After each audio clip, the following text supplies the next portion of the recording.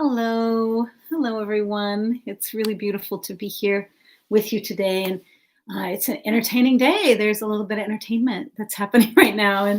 And so I felt really called uh, to read John O'Donohue's A Blessing for Leaders this evening. And so it begins, may you have the grace and wisdom to act kindly, learning to distinguish between what is personal and what is not. May you be hospitable to criticism. May you never put yourself at the center of things. May you act not from arrogance, but out of service. May you work on yourself, building up and refining the ways of your mind. May those who work for you know you see and respect them. May you learn to cultivate the art of presence in order to engage with those who meet you. When someone fails or disappoints you, may the graciousness with which you engage be their stairway to renewal and refinement. To renewal and refinement. May you treasure the gifts of the mind through reading and creative thinking, so that you continue as a servant of the frontier, where the new will draw its enrichment from the old, and you never become a functionary. May you know the wisdom of deep listening, the healing of wholesome words, the encouragement of the appreciative gaze, the decorum of held dignity, the springtime edge of the bleak question. May you have a mind that loves frontiers so that you can evoke the bright fields that lie beyond the view of the regular eye. May you have good friends to mirror your blind spots. May leadership be for you a true adventure of growth, a true adventure of growth. And that is by John O'Donohue, A Blessing for Leaders. And I just felt like I wanted to open with that today. And so, I think that some of us aren't really aware that we're leading, but what's true is that we're all being called to lead in different places, and we are all leading in different ways. And people are coming to us and they're asking for our wisdom and our guidance. And so where am I leading, and how do I want to lead in this time? And today I was thinking about peace. So interesting how these things will bring up, different ideas. But I was thinking about peace, and how do we turn toward peace? How can I turn toward peace? Peace of mind, creating more peace in the world, having peaceful conversations. So I would wonder about turning toward peace, and I was also thinking about, what are we giving? What is our inheritance? What is the inheritance that we've received from those who have come before us? Our leaders and our own families and communities, but I was also thinking about the inheritance that we're leaving behind to future generations. And I like to say to my students, I always like to say, all children are our children. And so whatever children you happen to encounter in your life every day, those are your children.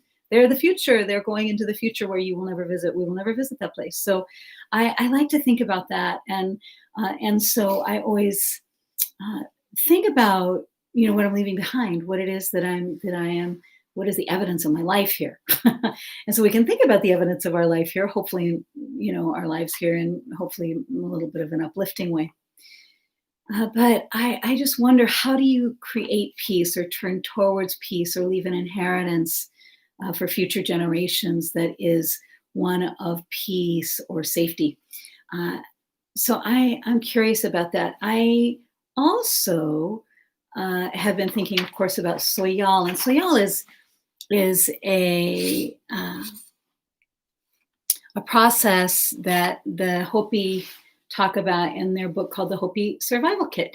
And Thomas Emails has written it, but much of it comes from the elders. And he listened to many, many elders, and he wrote a lot about this process called Soyal. And I want to read a little bit from this, and how he says, they say, create your own Soyal. And I don't know if I'm pronouncing this right. I should ask my friend to help me with the pronunciation, my beautiful Hopi friend, Vanessa. But hopefully she can, if she's watching this, she can help me out with it. But this process is really about the cycles and about the seasons and how we can, and they want everyone to do this. Like, this is something that they want everyone to do, is to return to the cycles, return to the seasons. And the seasons are, and the cycles are, spring, and then we go into, after spring we go into summer, and then after summer, if all goes well, we go into fall, and after fall we go into, hopefully we go into winter. And so these are the places, and these are the ways that we can go into our capacity to live life in a good way, to share life in a good way, to experience life in a way where we are continuing to do things in a way that is in alignment with nature. And it reminds me of this, in alignment with nature, and the peace that I'm talking about, the peace of mind that I'm talking about. It reminds me of this poem by Wendell Berry that I really love, called The Peace of Wild Things. And he says, when despair for the world grows in me, and I wake in the night to the least sound, in fear of what my life and my children's lives might be, I go and lie down where the wood drake rests in his beauty on the water, and the great heron feeds. I come into the peace of wild things who do not tax their lives with forethought of grief. I come into the presence of still water, and I feel above me the day-blind stars waiting with their light. For a time, I rest in the grace of the world and am free. I rest in the grace of the world and am free. And this is by Wendell Berry from New and Collected Poems by Counterpoint in 2012. And it's called The Peace of Wild Things. So when despair of the world grows in me, where can I go? I can go to the sunset. I took a really beautiful walk this evening, and it was marvelous. I was walking along the Salish Sea, along the border of the Salish Sea, and there were, I couldn't count the people that were along the shore taking a photograph of the sunset, and just standing in the sunset and noticing and being with, and being encompassed and held and almost cared for by the sunset. And it was so beautiful to witness that. I took a photograph of the people watching the sunset, which I just thought was so lovely. And so the sunset is another part of the cycle. And it's it's so interesting. Rumi has that poem where he says that the dawn and dusks have secrets to tell you. The dawn and the dusk have secrets to tell you, and don't go back to sleep. And it is the place where the two worlds touch, and the spirits are going back and forth on the doorsill where the two worlds touch, and don't go back to sleep. And so, we're being asked at this time to really create something better than anything we've ever had before, and it's requiring much of us. And I think that in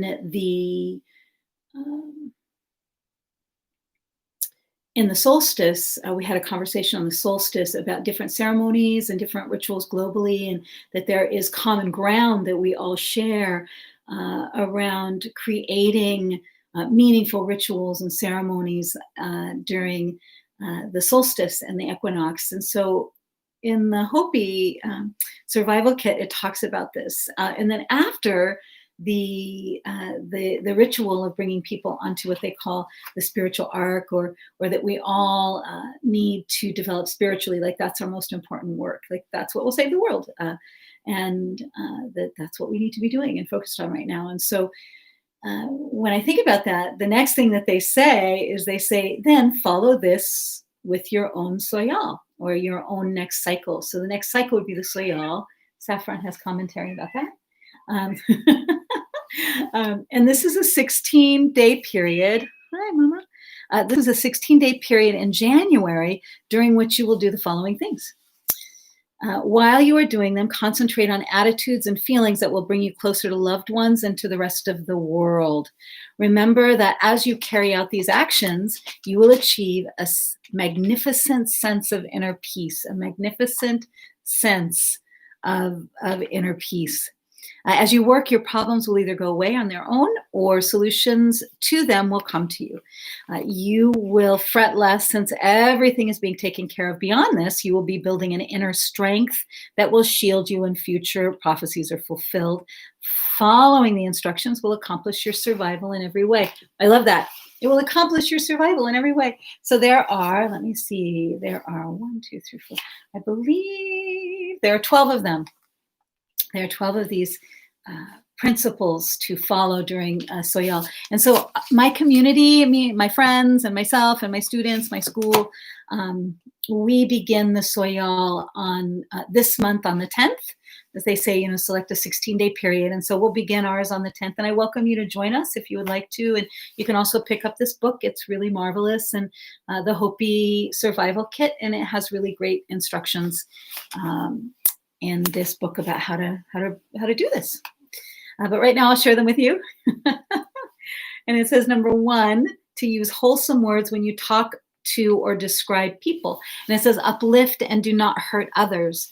So what can I do to uplift and not hurt others? It's a really nice thought to think about doing that. And I wish it was not only 16 days in the period of January, but the belief is that this sets the mood or the tone for the entire year, this 16 days in January. So in this tradition and in this way of honoring the cycles, you recognize that your actions during this period of time will have an impact on the rest of the year. Number 2 is ask the spirits to listen to you and to bring the rain of loving care upon the whole world. I love that. Ask the spirits to listen to you and to bring the rain of loving care down upon the whole world. Number 3, guard against disturbing or loud behavior. So on the 10th, we would start to really speak in a lower tone and to be calmer or more peaceful or more quiet. Number 4, teach children to respect others and tell them why they should do this. Teach the children to respect others and tell them why they should do this. Number 5, think of the earth as a mother earth or earth mother, a spirit person who is a living organism who feels and responds. Number 6, during these 16 days, do not dig in the earth since Mother Earth is joining you in this period of peace and preparation. And so in the wintertime, one of the nice things that I notice is that there's often snow on the ground. Like when I was up in Idaho recently, there was a lot of snow on the ground and it was so beautiful with the snow falling, but it's a blanket and it's so silent and quiet, and the earth is resting, and the winter is a time to go inside and a time to rest and a time to hibernate. And it's interesting that we don't remember how to do that, and that it's important that we remember how to rest and how to hibernate, and that we also allow the earth, but that we back it up off of the earth so that she can rest also. We want her to be able to rest also. This can be a time of rest for her also. During these 16 days, do not dig in the earth since Mother Earth is joining you in this period of peace and preparation. Number 7, talk with those who are close to you of the past, the present, and the future. Discuss what is going on in the world and try to determine where it is heading. Do not postpone the strengthening of your bonds with family members. As Creator knew it would, this has become an area that we need to correct. This is an area we need to correct. And then number 8, review with yourself and name these same close ones. Review with yourself and these same close ones, the divine laws. These laws will vary with different cultures and religions, but we all know, or at one time did know, our own. And so what are the laws that you live by? What are the principles that you live by? What are the important values that you align with in your life? And so those are kind of your personal laws. And just to review those and to look at, well, what are the laws that I live by? And what is it that I, really feel or want in my life experience this coming year? Review number 9 is review your own conduct during the past year and the conduct and attitudes of people as a whole. Number 10, make an honest self-examination, see where you can make improvements. Not everybody likes this subject, they go on to say, but we all have so much room for improvements. Like, I know I have so much room for improvements. And so where can I improve? We need to look together at the world around us and attempt to make reasonable assessments of what is going on, if anyone has noticed what's going on, and then to do self-examination. And we all hope to do better than we have. Like, the intention is that, we want to do better than we've been doing. I mean, that's the whole point is, how can we do better than we have been doing before? And then number 11, make plans for the forthcoming year. Prepare in advance for the known and unknown. This will include a review of the things this book talks about, and keep current with what is going on at Hodavia in the Hopi lands. This is a microcosm of the world that will continue to serve in this capacity. Number 12, remember that the Creator, Earth Mother, Father, Son, and other helper spirits, the controllers of movement here and in the universe are making their own plans based upon the course of the great play. Try to determine what this course might be and prepare accordingly. Remember also that while we are doing our part, the traditionalist Hopi who still remain will be doing the necessary things to keep the world and the universe in balance and in harmony. Always remember to support them in this. At the end of this book, you are told how that can be done.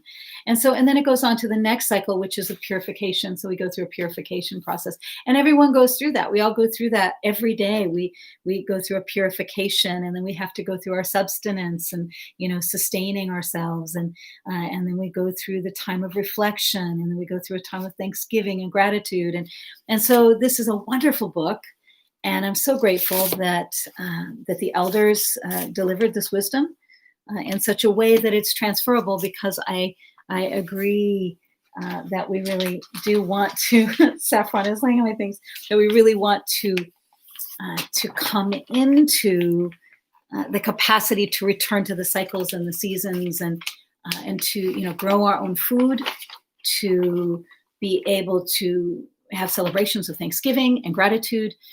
But also, it's important to think about, what is it that I'm leaving behind? What is my